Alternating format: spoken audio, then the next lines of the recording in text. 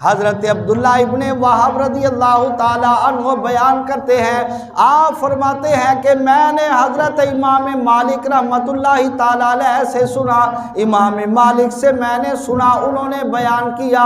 آپ فرماتے ہیں کہ جب نبی پاک علیہ السلام کے صحابہ کرام ملک شام کے اندر تشریف لے گئے، وہاں پر ایک راہب نے حضور کے صحابہ کرام کو دیکھا، ان کی عبادات کو دیکھا، ان کی ریاضت کو دیکھا، ان کے مجاہدات کو دیکھا، ان کے رب کرنے کو دیکھا، ان کی شب بیداریوں کا جائزہ لیا، ان کی محبت خدا کو دیکھا، محبت مصطفیٰ کو دیکھا، ان کی تلاوت قرآن مجید کی کثرت کو دیکھا۔ وہ راہب کہنے پر مجبور ہو گیا، وہ کہنے لگا کہ جناب والا حضرت عیسیٰ علیہ السلام کے حواری،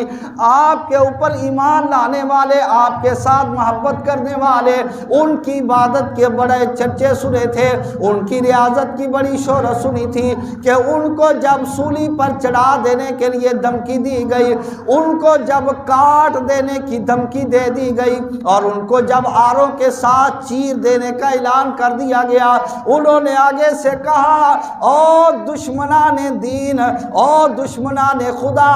جو ہو سکتا ہے کر لو، اگر تم ہمارے جسموں کے آروں کے ساتھ ٹکڑے کر سکتے ہو تو جاؤ، ایک بار نہیں جتنی بار ہو سکتا ہے کر لو، ہم اپنے جسموں کے ٹکڑے تو کروا سکتے ہیں، لیکن جو ایمان لا چکے اس سے کبھی اپنے آپ کو منحرف نہیں ہونے دیں گے۔ کبھی ہم لوگ ایمان سے اپنے قدم کو پیچھے نہیں ہٹا سکتے۔ حضرت عیسیٰ علیہ السلام کے ان حواریوں کے بڑے چرچے سنے تھے، مگر یہ غلامان مصطفیٰ کو میں نے دیکھا، یہ تو ان حواریان حضرت عیسیٰ سے بھی آگے بڑھے ہوئے ہیں۔ حضرت امام مالک رحمت اللہ تعالی علیہ سے پوچھا گیا، آپ بتا سکتے ہیں کہ اس راہب نے کن کن صحابہ کرام کا نام لیا ہوگا؟ آپ نے فرمایا، جی میں بتاتا ہوں، اس راہب نے حضرت ابو عبیدہ بن جراح کا نام لیا، اور اس راہب نے حضرت معاذ بن جبل کا نام لیا، حضرت سعد بن عبادہ کا نام لیا،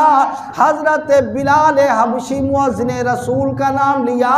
کہ ہم نے تو دنیا کائنات کے اندر بڑے چرچے اگر سنے تھے، حضرت عیسیٰ علیہ السلام کے حواریوں کے سنے تھے، ان کو سولی پر چڑھایا گیا، وہ خوشی کے ساتھ چڑھنے کے لیے تیار ہو گئے، مگر انہوں نے ایمان سے اپنے قدم کو پیچھے نہیں ہٹایا، آروں کے ساتھ ان کو چیر کر ختم کر دیا گیا، ان کو شہید کر دیا گیا، انہوں نے اپنے آپ کو چروانا قبول کر لیا، مگر انہوں نے دین کو چھوڑنا پسند نہ کیا۔ مگر یہ لوگ تو ان سے بھی آگے نکلے ہوئے ہیں۔ اب یہ راہب کی گواہی سامنے آ گئی،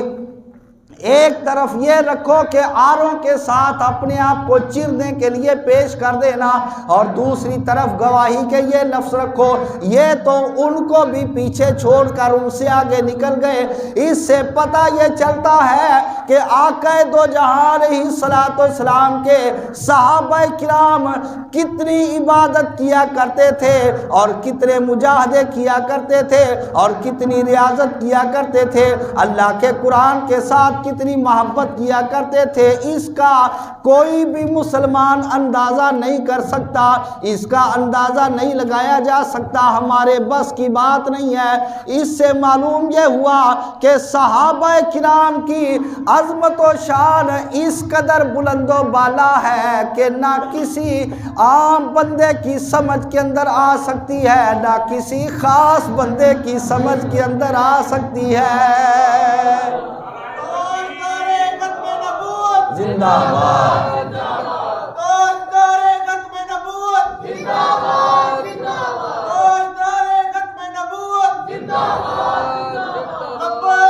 لبیک لبیک یا رسول اللہ، لبیک لبیک لبیک یا رسول اللہ، لبیک لبیک لبیک یا رسول اللہ۔ دیکھو آج کعبۃ اللہ موجود ہے، مگر کوئی صحابی نہیں بن سکتا۔ آج اللہ کا قرآن موجود ہے، مگر کوئی صحابی نہیں بن سکتا۔ آج دین اسلام موجود ہے،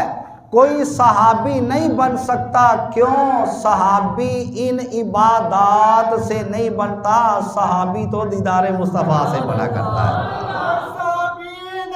جنتی جنتی جنتی جنتی. نہیں بندہ صحابی کوئی کعبے نو تک کے، نہیں بندہ صحابی کوئی کعبے نو تک کے، تے نہ ہی تلاوت قرآن دی کر کے، ناممکن اے دن رات عمرے کر کر کے، نہ ہر سال کعبے دا حج پورا کر کے، نہ ملے اے سعادت روزے ہی رکھ کے، نہ مالو دولت سارا صدقہ ہی کر کے. تو پھر صحابی بنتا کیسے ہے؟ صحابی اس طرح بنتا ہے، سنم جدی قصوری دی گل کن دھر کے، صحابی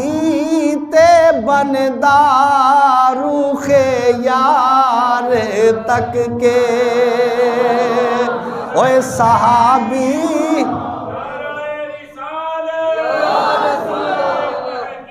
حق چار